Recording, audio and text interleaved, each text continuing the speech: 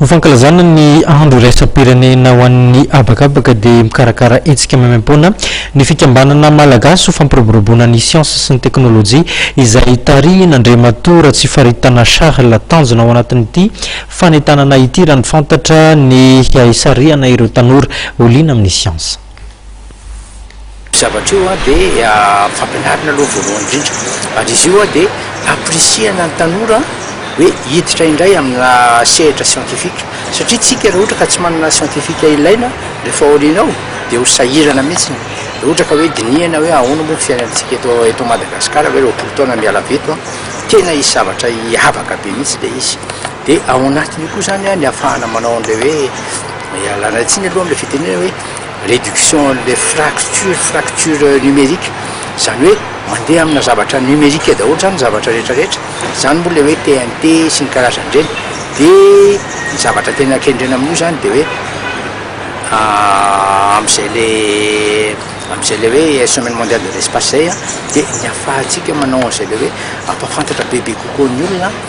ny technologie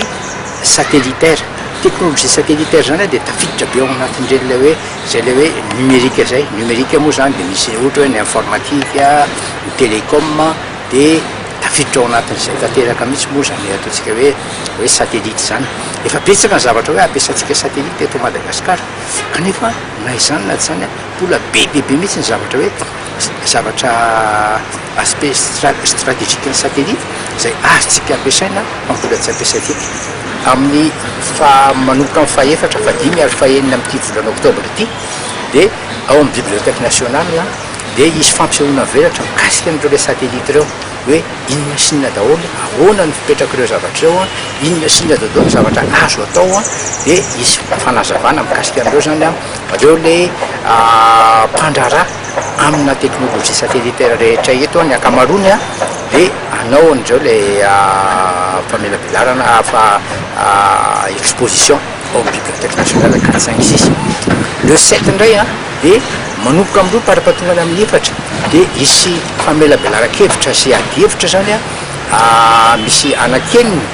ireo le mpandrara amin'ny satellite ireo ihany koa fa anazava ny fipetraka stratégique indray aspect stratégique zany nio le technologie satellitaire io dia ao amin'ny FM mananaovana io zavatra io hatramin'ny efatra manomboka amin'ny dimy dia io ny tena zava-dehibe indrindra ary tena asa be mihitsy ny nataonay mba hatavitan'io zavatra io dia isy astronaute américaine tena astronaute Daniel Tani zay anao visioconférence ao amin'ny FM